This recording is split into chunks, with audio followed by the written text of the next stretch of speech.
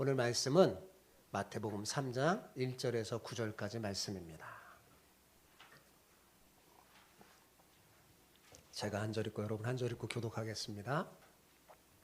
그때 세례 요한이 이르러 유다 광야에서 전파하여 말하되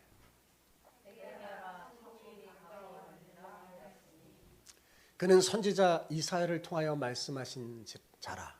일러스되 광야에 외치는 자의 소리가 있어 이르되 너희는 주의 길을 준비하라.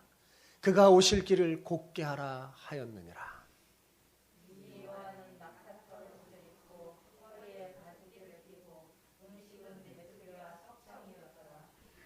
이때 예루살렘과 온 유대와 요단강 사방에서 다 그에게 나와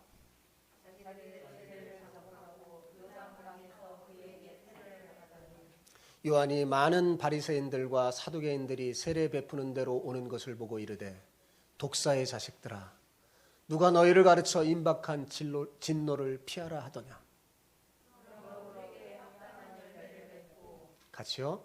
속으로 아브라함이 우리 조상이라고 생각하지 말라. 내가 너희에게 이르노니 하나님이 능히 이 돌들로도 아브라함의 자손이 되게 하시리라. 아멘.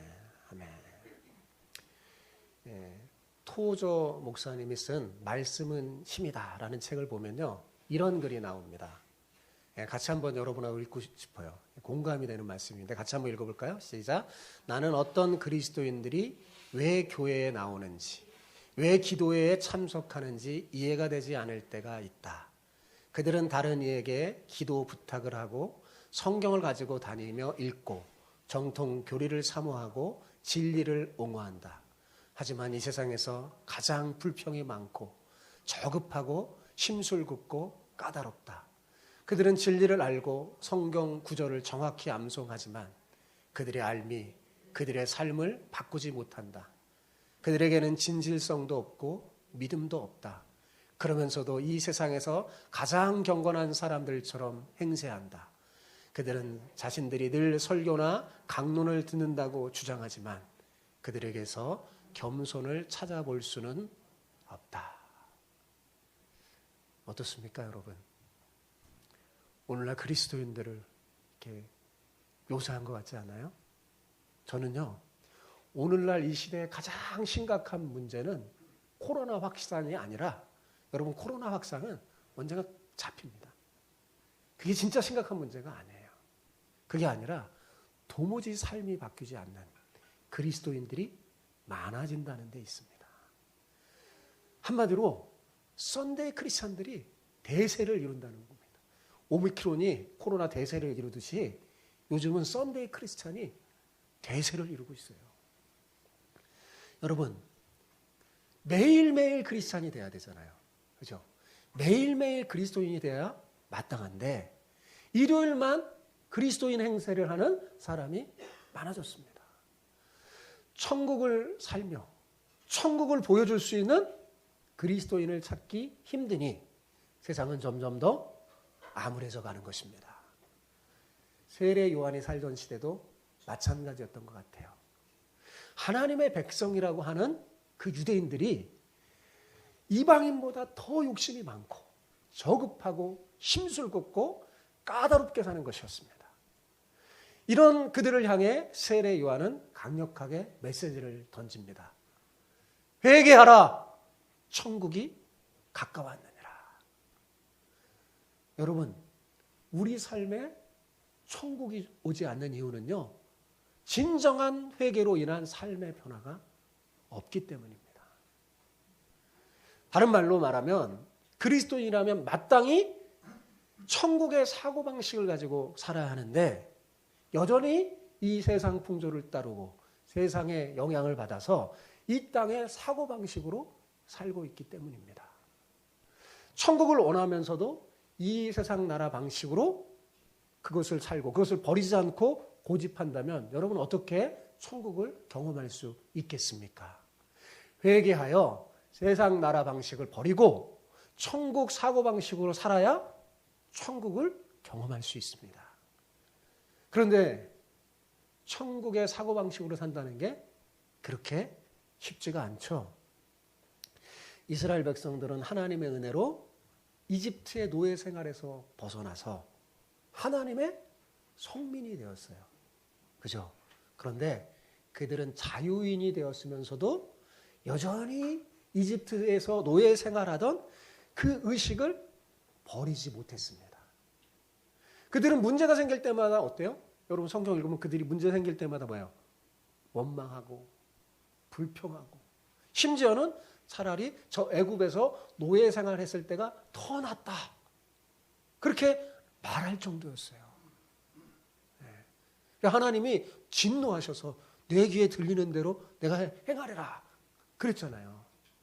여러분 신부는 이미 노예에서 해방돼서 자유인이 되고 거룩한 하나님의 백성이라고 불리고 있지만 이들은 어때요? 여전히 사고방식은 노예에서 벗어나지 못하고 있는 겁니다. 그 결과 어떻게 됐어요? 하나님은 약속을 이루셨어요. 그들에게 약속의 땅 가나안 땅 주겠다고. 그곳에 가면 너희가 내가 너에게 가르쳐준 천국의 사고방식을 가르쳐줬어요. 예, 율법을 주면서 너가 그렇게 살면 거기서 들어가도 복을 받고 나가도 복을 받고 천국을 경험할 것이다. 그랬는데 어땠어요 여러분? 거기에 진짜 들어갔죠. 하나님 약속을 지켰어요. 들어갔는데 가나안에 살면서도 이스라엘 백성이 어떻게 살았어요? 천국의 사고방식으로 살지 않고 어떻게 해요? 가나안의 사고방식으로 살자 누려야 할 천국을 누리지 못하고 뭘 경험합니까? 오히려 지옥을 경험하게 됐어요. 여러분 우리는 이스라엘 백성 하나의 모델이에요. 우리를 위한 거울입니다.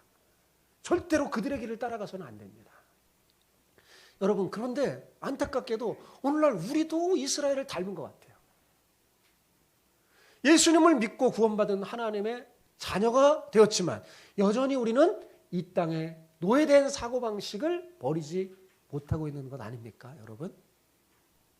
여러분 우리가 예수 믿고 교회 다니면서 계속해서 주일날 뭘 배워요? 천국의 사고방식을 배우거든요. 그죠? 그런데 실제로 매일매일의 삶은 이 사고방식은 내려놓고 세상의 사고방식으로 살잖아요. 그러니까 여러분의 삶에 우리의 삶에 천국이 오지 않는 겁니다. 하나님 나라의 백성으로 부름받았지만 우리 역시 이 세상의 사고방식으로 물질의 노예처럼 산다면 이스라엘 백성처럼 우리의 삶에도 천국이 오지 않을 겁니다. 속히 여기서 벗어나야 돼요. 예수님을 믿는데도 천국을 경험하지 못하고 지옥을 경험하면 여러분 이것처럼 잘못된 게 어디 있겠어요. 하나님께서 주신 참 자유와 천국의 기쁨을 누리면서 천국을 보여주는 삶을 살아야 되지 않겠습니까 여러분? 그러려면 회개로 내 삶을 바꿔야 합니다. 그래야 비로소 우리의 삶에 천국이 옵니다. 세례 요한이 그래서 회개하라 천국이 가까웠느니라 말한 거예요. 우리 옆 사람에게 이렇게 축복하면서 인사합시다. 회개하여 천국을 누리고 보여주는 사람이 되길 축복합니다. 이렇게 하는 거예요. 시작. 회개하여 천국을 누리고 보여주는 사람이 되길 축복합니다. 그랬죠? 인사해보죠. 시작. 회개하여 천국을 누리고 보여주는 사람이 되기를 축복합니다. 예, 먼저 뭐를 해야 돼요? 회개해야 돼요. 그리고 뭐요? 천국을 누리고. 회개하면 천국을 누려요. 그리고 천국을 누려야 보여주죠. 그죠? 천국을 보여주는 그런 우리 주마음교회 성도들 다 되기를 축복합니다. 자, 흥미롭게도 마태는요. 본론이 시작되는 이 3장에서 우리의 예상과는 달리 예수님에 대해서가 아니라 세례 요한에 대해서 언급하며 시작합니다. 자, 제가 이 마태복음을 시작할 때 마태가 복음을 왜 썼다고요? 복음서를 예수님이 누구신지 알려주려고 썼다고 했잖아요. 그럼 이제 본론을 시작하면 예수님이 이제 본격적으로 누구신지 제대로 딱 알려줘야 되잖아요. 그런데 예수님을 알려주기 전에 먼저 세례 요한을 소개하는 거예요. 마태는 왜 세례 요한을 먼저 소개한 걸까요? 그것은요, 그가 진짜 소개하고 싶은 예수님이 구약의 예언을 성취한 하나님 나라의 왕이시기 때문입니다. 중요한 건 여기 왕이라는 거예요. 예수님이 누구시라고요? 왕이시기 때문에 그래요. 여러분 한번 생각해 보세요. 왕은 어때요? 왕은 어디서나 혼자 나타나지 않습니다. 그죠? 반드시 수행원이 따르기 마련입니다. 왕이 어디를 가잖아요? 그러면요, 반드시 그 왕의 길을 예비하는 사람이 먼저 등장해서 준비해요.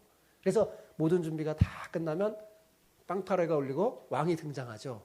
오늘날도 마찬가지예요. 대통령이 무슨 일을 하면 대통령이 등장하기 전에 미리 수행원들이 와서 딱 이런 다음에 준비가 딱 되면 여러분 대한민국의 대통령이십니다. 딱 여러분 딱 등장하잖아요. 예, 지금 그런 거예요. 마태는 우리의 왕이요, 만왕의 왕이신 예수님이 등장하기 전에 그 길을 준비하는 세례 요한을 소개하고 있는 겁니다. 왕이신 예수님이 이 세상에 등장할 때, 그런데 안타깝게도 아무도 주의를 기울이지 않았어요.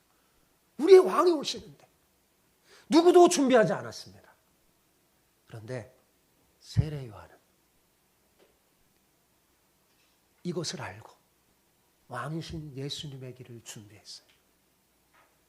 그래서 여자가 낳은 자녀 중에 가장 크고 복된 사람이 세례 요한이라고 예수님이 하신 겁니다. 여러분 1절 3절을 같이 읽어봅시다. 시작. 그때 세례 요한이 이르러 유다 광야에서 전파하여 말하되 회개하라 천국이 가까이 왔느니라 하였으니 그는 선지자 이사야를 통하여 말씀하신 자라. 일러스되 광야에 외치는 자의 소리가 있어 이르되 너희는 주의 길을 준비하라. 그가 오실 길을 곧게 하라 하였느니라. 여러분 본문에 이 그때라는 말이 나오죠. 이 본문의 그때는 어느 때냐? 예수님이 공적으로 사역을 시작할 때를 말하는 겁니다. 그러니까 2장에서 3장 사이의 간격이 굉장히 크죠. 30년 세월이 흐른 거예요. 예? 예수님이 이제 본격적으로 공생의 사역을, 공적인 사역을 시작할 때 바로 그때 세례 요한이 등장해서 왕의 길을 준비한 겁니다. 마태는 그런데 그가 갑자기 등장한 인물이 아니라 구약 성경의 예언을 성취한 사람이라고 말합니다. 이사야 선지자가 이미 이 세례 요한을 말해줬다는 거예요. 700년 전에 이사야가 광야에 외치는 자의 소리가 있을 것이라고 했는데 진짜 그 메시지를 품고 주의 길을 준비하는 사람이 등장한 겁니다. 여러분 구약 성경을 잘 모르는 우리가 보기에는 별로 이게 감흥이 안 올지 모르겠지만요. 당시 구약 성경을 알고 메시아 오기를 막 기다렸던 사람들에게는요. 이 세례 요한의 등장이 어때요? 큰 감동으로 다가오는 거예요. 얼마나 큰 감동으로 다가오겠어요. 여러분이 예수님을 막 기다리고 있어요. 그리고 성경을 통해서 예수님이 오실 때 어떤 일이 일어날지 막 읽었는데 이사야서를 읽었는데 이사야서에서 말하는 그 사람이 지금 내 눈앞에 와서 막 외치고 있어요. 여러분 얼마나 큰 감동이겠어요. 당시에 세계 최강대국이었던 로마가 총독을 파견해서 이스라엘을 통제하고 있었어요. 그리고 에돔 족속인 이 헤롯과 그의 아들들이 불법으로 왕이 돼서 하나님의 백성들을 다스리고 핍박하고 있었죠. 그들은 로마의 꼭두각시가 되어서 로마가 원하는 대로 이스라엘을 다스렸어요. 그뿐만 아니라 대제사장도, 제사장 그룹도, 바리새인과 서기관들도 로마의 권력의 하수인이 되어서 백성들을 착취했어요.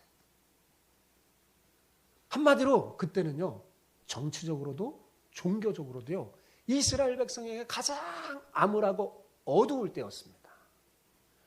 경건한 유대인들은요, 고통 속에서 하나님이 약속하신 이 메시아를 그러니까 어떻게 해요? 더 간절히 고대하면서 그가 오시기를 간절히 소망했어요. 그 소망이, 그 열정이 절정에 달했을 때 바로 그때 하나님께서 세례 요한을 예수님 앞에 보내셔서 주님의 길을 준비하게 하신 거였습니다. 세례 요한은 예수님보다 6개월 먼저 오셨어요. 제사장의 아들로 태어났어요. 당시에 제사장의 아들로 태어났다는 것은요, 미래가 보장됐다는 거예요. 그때 당시에 제사장들은요, 아주 호사스럽게 살았습니다. 그런데 세례 요한은 제사장의 아들로 태어났지만 당시 제사장들처럼 호사스럽게 살지 않았어요. 미래가 보장됐지만 기쁨으로 주의 길을 예비하는 고난의 길을 선택했습니다. 마태는 그가 낙타 토롯을 입고 허리에 가죽띠를 띠고 메뚜기와 석청을 먹고 살았다고 합니다.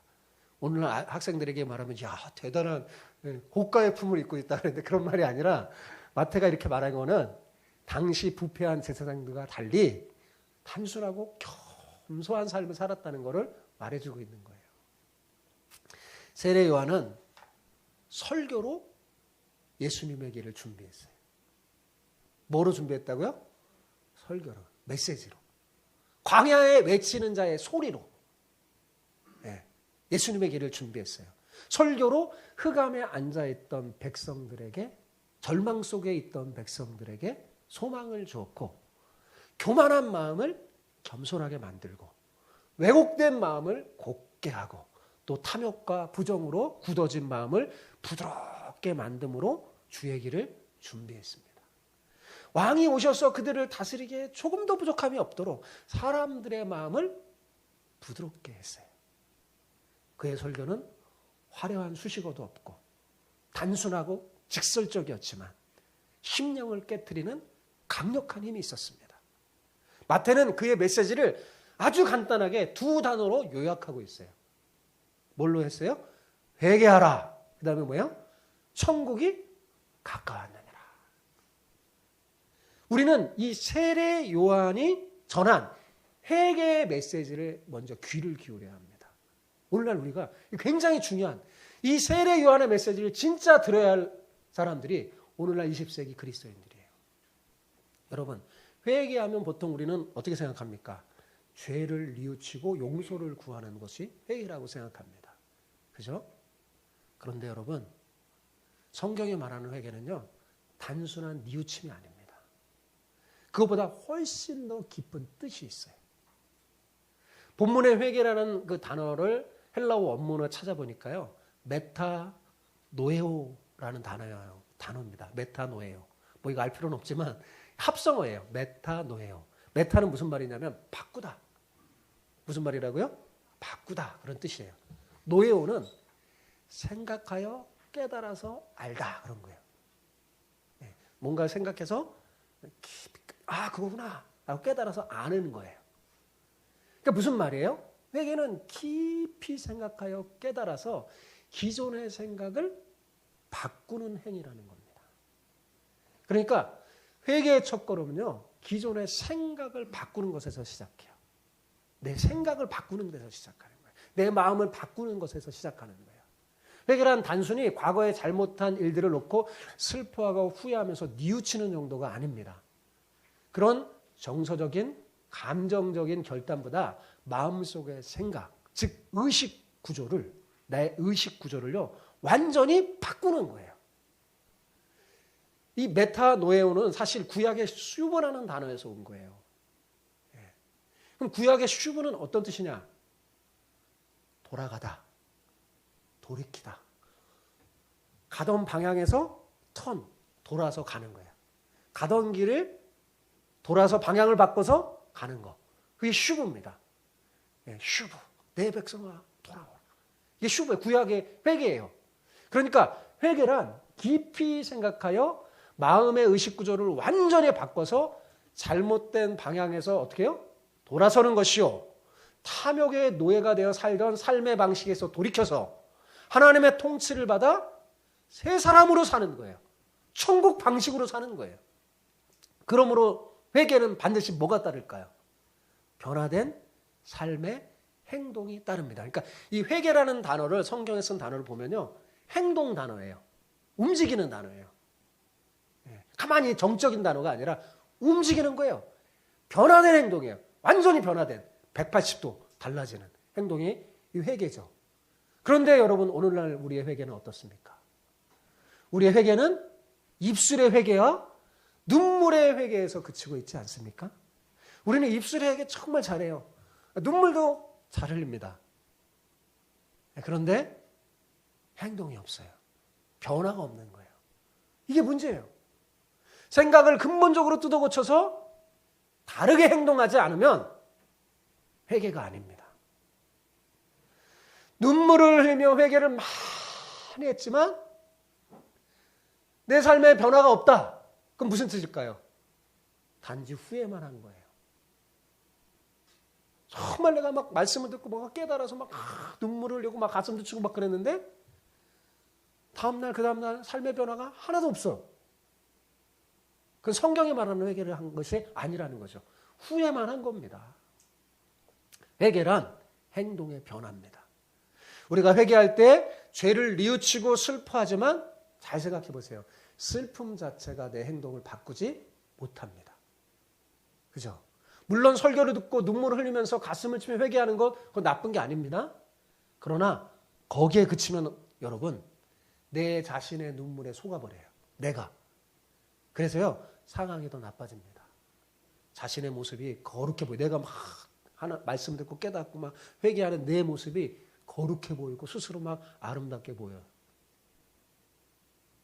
그런데 그것은 회개가 아닙니다. 오히려 교만해져요. 그것은 감상이요? 낭만입니다. 회개란 그런 것이 아닙니다. 회개를 했으나 삶의 변화가 없는 사람은요, 가짜 회개에 스스로 속는 거예요. 오늘날 그리스도인이 알아야 돼요. 자신의 가짜 회개에 스스로 속고 있어요. 그러면서 자기가 경건한 사람인 줄 알고. 네. 그렇게 살아가는 거야. 그러니까 어떻게 그 결과 제가 앞부분에 우리 같이 읽었던 이 토조 목사님이 말한 저급하고 심술궂고 까다로운 아주 흉한 그리스도인이 되는 겁니다. 자기는 몰라요. 근데 밖에 사람, 다른 사람은 알아요. 그리스도인이 너무 흉한 거예요. 세례 요한의 설교를 듣고 많은 사람들이 크게 자신을 돌아보며 깨닫고 회개하기 위해서 자기의 죄를 자복하면서 세례받기 위해 세례 요한에게 막 나왔습니다. 그 중에는 당시 종교계를 대표하는 두 무리인 바리새인들과 사두개인들도 많이 왔어요. 그런데 그들은 진실한 회개를 하지 않고 형식적이고 이기적인 목적으로 세례를 받으러 왔습니다.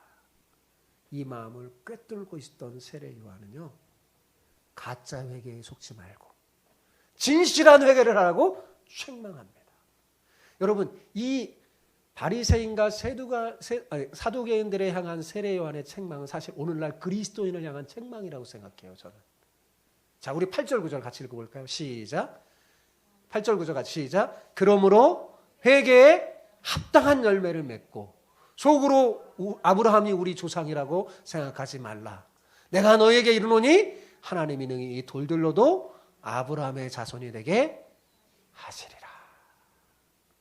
여러분, 이 말이 무슨 말이에요? 회개는 반드시 변화된 행동이 따른다는 거예요. 회개에 합당한 열매를 맺게 돼 있어요. 예. 그런데 그렇지 않다면 속고 있는 거다 말하는 거예요. 예. 단순히 내가 교회 다닌다고 내 신분이 사두개인이고 바리새인이고 장로고 목사고 집사라고 해서 그게 중요한 게 아니라는 거예요.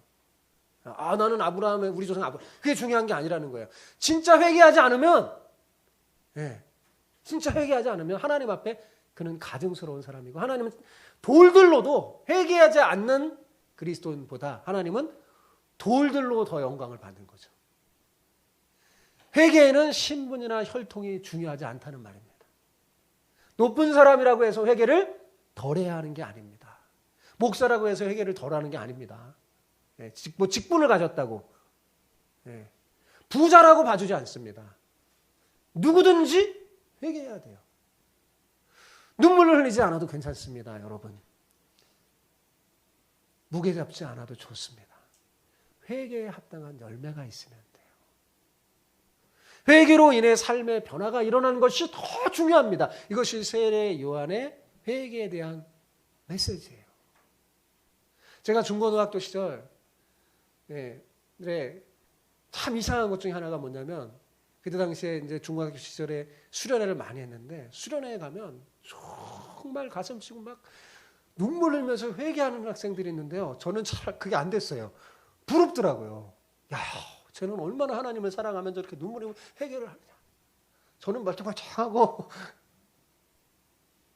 근데 저는 이 목사가 됐고 그렇게 눈물을 회개하는 사람들이 세상으로 나가버리고 주를 버리고 나가는 사람들이 많더라고요. 수련회 갔다 와서 막 그랬는데 갔다 와서 그 다음에는 변한 게 하나도 없어요. 그게 어린 시절에도 참 이상했어요. 야, 저렇게 눈물을 흘리고 회개했는데 똑같네? 이게 문제인 거예요. 진짜 회개가 아니라는 거죠. 여러분, 다시 말합니다. 내 삶에 천국이 오지 않는 이유는 뭐라고요? 진정한 회개가 없기 때문입니다. 여러분, 한 사람 한 사람이 정말로 회개하고 회개에 합당한 열매를 내 가정과 사회와 직장과 교회에 보여준다면 어느새 천국이 여러분 앞에 성큼성큼 다가온 것을 여러분 경험하게 될 것입니다. 여러분, 회개와 천국은 불가분의 관계가 있어요. 오늘날 그리스도인의 치명적인 약점이 뭐냐? 이 성경이 말하는, 세례 요한이 말하는 회개가 없다는 것입니다. 삶의 변화가 없다는 점이에요. 믿는다고 하면서도 변화받지 못한 그리스도인으로 남아있는 것이 여러분, 하나님 앞에 저는 가장 큰 죄라고 생각합니다. 내 삶에 천국이 오게 하려면 가슴을 치며 회개할 것만이 아니라 근본적인 의식을 뜯어 고쳐서 생활의 변화를 받아 새 사람으로 살아야 합니다. 그러면 내 삶에 천국이 올 뿐만 아니라 천국을 확장하는 하나님의 동역자가 되어서 놀라운 복을 누리게 될 것입니다. 그 제 말이 아니라 성경이 가르치는 원리예요. 여러분, 오늘 말씀 잘 생각해 보세요.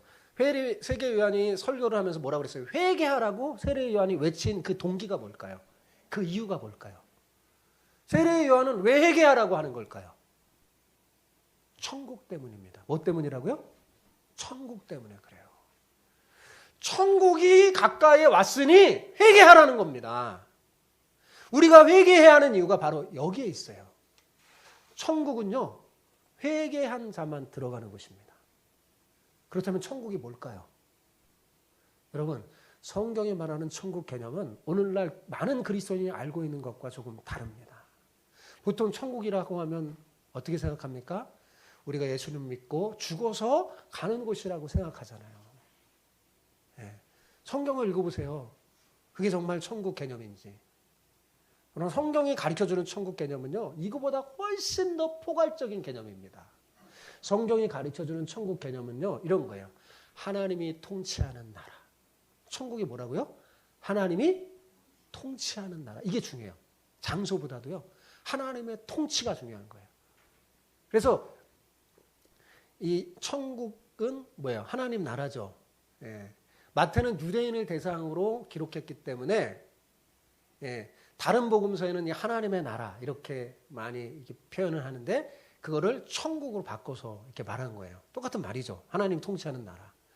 여러분, 구약 선지자들이 구약 전체에서 제시하고 있는 하나님 나라. 구약 성경을 읽으면 하나님의 나라에 대한 이야기를 선지자들이 합니다. 그 하나님 나라를 가져올 분이 메시아라고 구약의 선지자들은 계속해서 예언했어요. 근데 마태는 이 선지자들이 예언한 그 메시아가 누구라고요? 바로 예수님임을 증언하고 있는 겁니다. 여러분, 사실 성경 전체는요, 하나님 나라에 관한 이야기입니다. 태초에 시작된 하나님의 나라가 인간의 죄로 인해서 망가져서 인류 전체가 흑암에 고통하면서 신음하고 살게 되었는데 인간을 사랑하는 하나님께서 메시아이신 예수님을 통해서 다시 하나님 나라를 회복하는 이야기가 성경 이야기예요. 창세기부터 계시록까지가. 하나님 나라 이야기입니다. 이게 성경 전체의 이야기입니다. 구약 선지서에서 말하는 복음의 핵심이 뭐냐? 하나님께서 다시 다스린다는 소식입니다. 여러분, 복음이란 말 들어보셨죠? 복음? 그 복음, 구약에 말하는 그 복음이 뭐냐? 하나님이 왕이 되어 다시 다스린다는 소식이에요. 즉 하나님께서 하나님의 통치에서 벗어나 고통 속에 살고 있는 백성들에게 다시 찾아와서 그들을 다스리며 왕이 되어 주신다는 소식입니다. 자, 이사야 52장 7절을 보십시오. 같이 읽어봅시다. 시작. 좋은 소식을 전하며 평화를 공포하며 복된 좋은 소식을 가져오며 구원을 공포하며 시온을 향하여 이르기를. 지금 복음을 말하는 거잖아요. 복음을 말하는. 뭐라고 한다고요? 시작. 내 하나님이 통치하신다 하신 자의 산을 넘는 발이 어찌 그리 아름다운가. 네, 이게 복음이에요. 누가 통치하신다?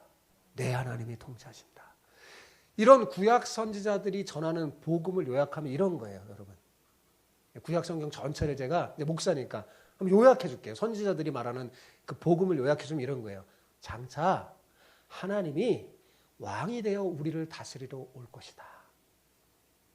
그때 너희가 회개하고 그 하나님의 통치를 받아들이면, 그래서 하나님이 너희 삶을 다스리면 모든 게 다 회복될 거다. 그런데 그 일은 오직 하나님이신 메시아를 통해서만 가능하다라고 말하는 거예요. 선지자들이 계속 이 말을 했어요. 세례 요한은 이것을 알게 됐어요. 세례 요한은 오랫동안 구약 선지자들이 전한 복음이 성취되었다고 지금 말하고 있는 거예요. 구약에 그렇게 선지자들이 말했던 그 일이 이미 성취됐다라고 사람들에게 지금 말하고 있는 거예요. 자, 이사야 40장 9절에서 11절을 보십시오. 대표적으로 이제 이사야가 이제 전하는 거예요. 같이 읽어봅시다. 시작. 아름다운 소식을 시온에 전하는 자여, 너는 높은 산에 오르라. 아름다운 소식을 예루살렘에 전하는 자여, 너는 힘써 소리를 높이라. 두려워하지 말고 소리를 높여 유다의 성읍들에게 이르기를 너희의 하나님을 보라 하라. 누구요? 너희의 하나님을 보라 하라. 계속 읽겠습니다. 보라, 주 여호와께서 장차 강한 자로 임하실 것이요. 누가 임한다는 거예요? 여호와가 임한대요. 장차 강한 자로. 강한 왕으로 임한다는 겁니다. 계속 읽어봅시다. 친히 그의 팔로 뭐요?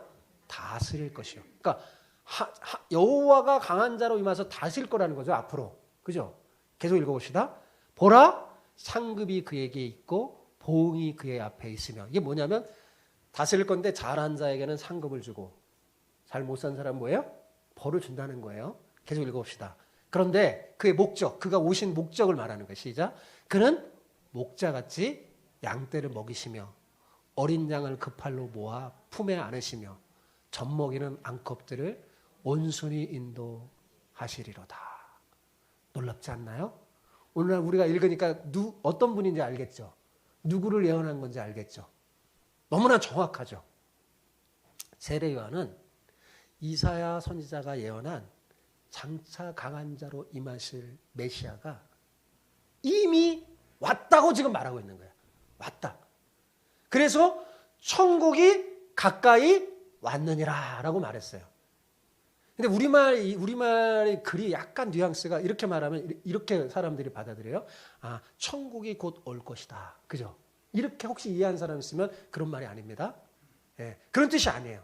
천국이 곧 올 것이다. 아직 안 왔는데 곧 좀 있으면 올 것이다. 이런 뜻이 아니라 이미 우리 가운데 가까이 와 있다. 그런 뜻이에요. 여기 가까이 왔느니라라는 말은 헬라어로 앵기조라는 말인데, 어린아이가 부모들을 다 안기잖아요. 옆에 그런 뜻은 아니고, 앵기조라는 말인데, 앵기조가 뭐냐면 이 왔다라는 말인데, 이 앵기조라는 단어를 마태가 어떻게 썼냐면 완료형으로 썼어요. 이미 어떻게 해요? 가까이 왔다라는 의미죠. 그러니까 지금 세례 요한이 뭐라고 말하는 거예요? 천국이 이미 왔다 이렇게 말하는 거예요. 그럼 천국이 가까이 왔다는 말은 무슨 말일까요? 이제 하나님께서 다시 우리를 통치하실 것이다 라는 뜻이에요. 그죠? 그분이 우리를 통치하면 우리 삶에 놀라운 회복이 일어날 것인데, 그것을 누리려면 너희가 뭘 해야 된다? 회개해야 한다라고 지금 말하고 있는 거예요. 즉 천국이 이미 왔는데 그 천국을 누리려면 뭘 해야 한다? 회개해야 한다라고 지금 말하고 있는 겁니다. 그런데 진짜 제대로 회개하지 않으면 심판이 있을 거라고 경고합니다. 이사야 선지자 역시 주의 통치를 받는 자에게 상급이 있고 그렇지 않은 자는 보응이 있을 것이라 그랬죠. 장차 강한 자 여호와가 와서. 그죠? 똑같아요. 예. 그런데 우리의 왕이신 메시아가 오신 진짜 이유는 뭐냐? 심판하기 위해서 온 게 아니라 목자같이 양떼를 먹이시고 품에 안으시고 온순히 인도하기 위함입니다. 여러분, 400년 동안 침묵했어요. 이스라엘 백성에게 400년 동안 하나님의 말씀이 들리지 않았어요. 400년 동안 어떤 하나님의 사람 선자가 나와서 설교한 적이 없어요. 하나님의 메시지를 전해준 적이 없어요. 그러니 얼마나 말씀이 갈급하겠어요. 400년 동안 침묵 후에 거친 광야에서 세례 요한이 등장해서 불같은 하나님의 말씀을 전했습니다. 이 하나님의 사람을 통해 불같은 하나님의 말씀이 전해질 줄 아무도 기대하지 못했어요. 구약 말라기가 끝난 이후부터, 말라기 선지자가 전한 그 이후부터 세례 요한의 출현까지 400년 동안 침묵했어요. 하나님. 이 400년 동안 감으로 메마른 땅 같은 하나님의 말씀을 듣지 못해서 이스라엘 백성의 심령이 정말 메마르고 갈급했는데, 그래서 얼마나 갈급했겠어요, 여러분. 정치적, 사회적, 종교적인 혼란과 이단에 나타나면 그들을 끊임없이 당황하게 만들었어요.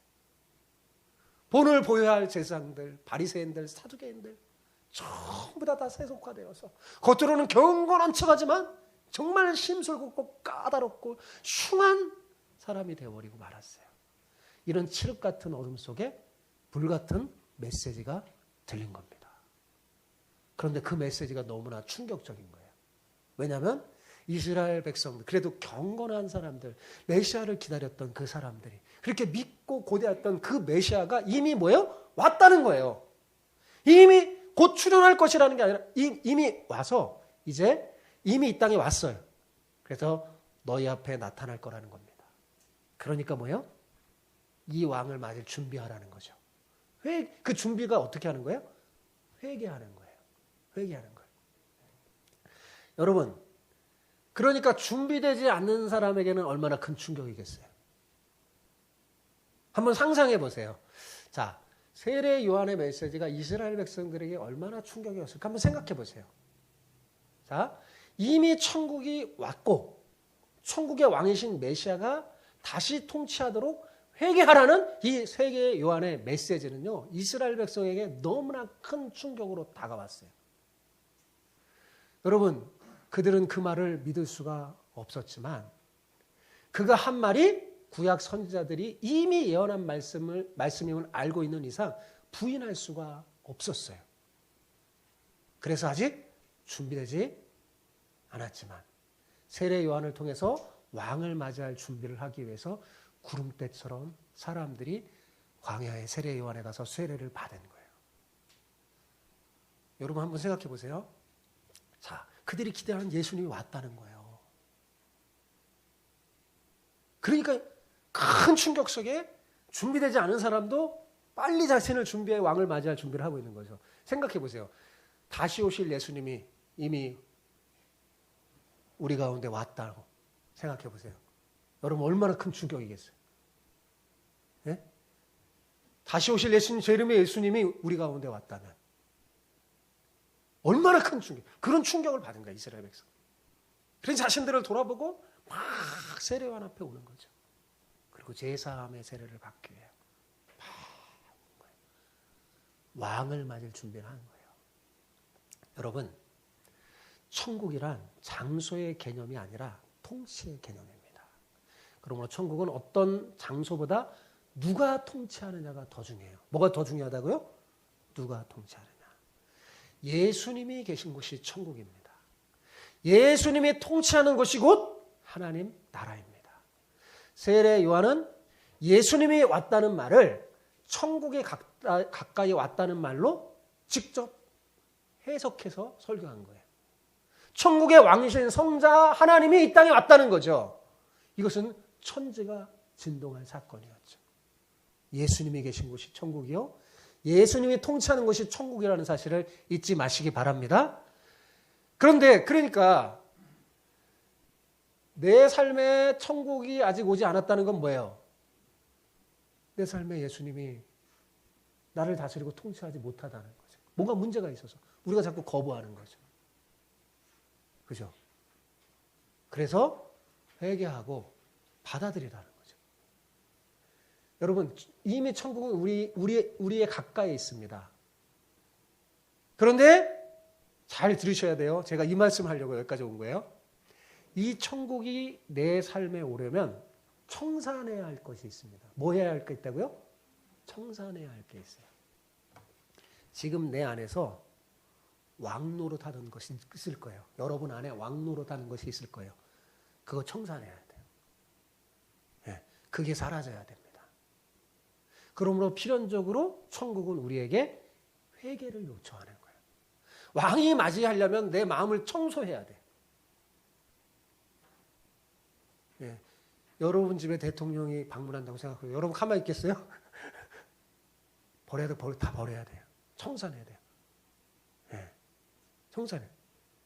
여러분, 우리의 삶은 온전할 수가 없습니다. 우리는 항상 어리석고 부족하죠. 우리의 계획은 항상 욕심이 껴있기 때문에 악하고 하나님의 계획과 배치될 수밖에 없습니다. 그럼 우리는 이 땅에서 온전하게 행복하게 살 수 없으며 불행할 수밖에 없었던 겁니다. 이것을 깨닫고 여러분, 주님, 이전 것 모두 내가 다 청산했으니 이제 내 삶에 오셔서 나를 다스려 주십시오 라고 하는 게 그게 회개입니다. 그게 세례요한이 회개하라고 하는 거예요. 지금까지 나의 삶의 방식을 버리고 돌이켜서 다른 방식, 즉 천국의 사고방식으로 살아가기로 결단하는 것이 회개입니다. 그래야 그분이 내 삶에 오셔서 나를 다스리시고 우리는 그분의 왕권을 받아들이고 그분의 체제와 그분의 통치를 받을 수 있는 거죠. 그러면 우리는 우리의 삶 속에서 천국 백성으로 천국을 누리게 돼요. 그분의 통치를 받으니까요. 네. 그리고 천국을 보여줄 수 있는 사람이 될 수 있습니다. 천국을 보여줄 수 있는 사람은 자기가 천국을 누려봐야 돼요. 네. 예수님을 진짜 믿는 사람이 전도할 수 있는 거지. 진짜로 예수님을 믿지 않는데 어떻게 전도하겠어요? 그죠? 천국을 경험해야지 천국을 말해주죠. 그죠? 근데 하나님은 천국을 보여주라고 하는 겁니다. 자, 마태는 예수님의 또 다른 이름을 우리에게 알려줬어요. 그 이름이 뭐예요? 임마누엘. 그죠? 하나님이 우리와 함께해요. 그럼 하나님이 지금 나와 함께하면 나의 삶은 천국이에요, 아니에요? 천국이에요. 하나님이 나와 함께해서 나를 다스려야 천국을 경험합니다. 사랑하는 성도 여러분, 우리는 이 천국을 이 땅에서 경험하고 누리다가 미래에 완성된 천국에 들어가게 될 겁니다. 예수님은 구약의 예언대로 세상에 메시아로 오셨고 십자가와 부활을 통해서 구원을 완성하시고 이 땅에 하나님 나라를 세우셨어요. 네. 어디요? 이 땅에. 그리고 그 나라를 우리와 함께 누리며 세상에 전하기를 원하십니다. 예수님은 지금 저와 여러분과 함께 천국을 누리며 그 천국을 전하기를 원하세요. 우리의 왕이신 예수님은 온전한 천국을 완성하기 위해서 성령님을 우리에게 보내주시고 하나님의 보좌 우편에 앉아 계셔서 지금도 일하고 계십니다. 왜요? 완전한 하나님의 나라를 우리에게 주시기 위해서. 그리고 약속하셨어요. 뭘 약속했을까요? 내가 다시 온다. 다시 오실 것을 약속했어요. 우리는 다시 오실 왕을 기다리면서 이 땅에 제2의 세례 요한이 돼서 다시 오실 왕을 준비해야 돼요. 그럼 어떻게 준비해야 되냐? 이 땅에서 천국을 누려야 돼요. 진짜 회개에서 변화돼서. 우리가 이 땅을 어떻게 살아야 되냐면 세상의 사고방식으로 살면 안 돼요. 천국을 누릴 수가 없어요. 그리스도인이 세상의 사고방식으로 살면 절대로 행복해지지 않습니다. 그리스도인이 이 세상에서 천국을 누리는 유일한 방법, 천국의 사고방식으로 살면 되는 거예요. 자, 여러분 보세요. 하나님께서 이스라엘을 출애굽해서 가나안에 보낼 때 딱 이랬어요. 가나안에 보기 전에 십계명을 딱 주면서 이렇게 했어요. 너네가 가나안 땅에 들어가면 여기 내가 가르쳐준 이 십계명대로 살면 천국이 너네 것이 된다. 들어가도 복을 받고 나가도 복을 받고 엄청 이른 비야 늦은 비 내가 내려줄 것이고 그 가나안 땅은 천국이 될 것이다. 그랬어요, 안 그랬어요? 그랬죠. 그렇게 사는 거예요. 우리가 내 삶에 천국이 오고 천국을 누리려면 내가 예수님이 가르쳐준 사고방식대로 세상의 사고방식을 버리고 예수님이 가르쳐준 사고방식대로 살면서 뭘 먼저 누려야 돼요? 내가 천국을 먼저 누려야 돼요. 이 천국의 기쁨을 풍성하게 누려요. 예. 그러면 달라요. 그 모습을 세상 사람들에게 보여주는 거예요. 내가 천국을 누리면서 사람들에게 천국을 보여주는 그 거룩한 사명이 교회에 있고 저와 여러분에게 있는 겁니다. 여러분, 천국을 보여주세요. 누리고 보여주세요. 여러분의 자녀들에게 보여주세요. 이번 이제 설날 맞이했잖아요. 설 명절을 맞이해서요. 예, 여러분이 경험한 천국을 여러분 자체가 여러분의 가정을 보여줄 좋은 기회잖아요. 그죠? 그러려면 뭘 먼저 해야 된다고요? 참된 회개를 통해 변화를 받음으로 그 변화된 삶으로 천국을 경험하고 보여주는 여러분 되시기 바랍니다. 예, 그래서 먼저 가까이 보내줘요. 아내에게, 남편에게, 자식에게, 손주들에게. 설날을 맞이해서 이렇게 할머니한테 하는데 할머니 얼굴 보니까 할머니 얼굴에 천국이 보여요. 좀 이렇게 말할 수 있도록. 할머니를 보니까, 우리 할아버지를 보니까, 야, 천국이 정말 있는 것 같아. 안 믿는 손주들이, 안 믿는 친척들이, 나도 왜 아무개를 보니까, 여러분 누구를 보니까, 나도 저 천국 누리고 싶다. 이런 생각이 들도록 여러분 그런 명절을 지내시기 바랍니다. 그래서 여러분 가족 모두에게도 천국이 오도록 했으면 좋겠습니다.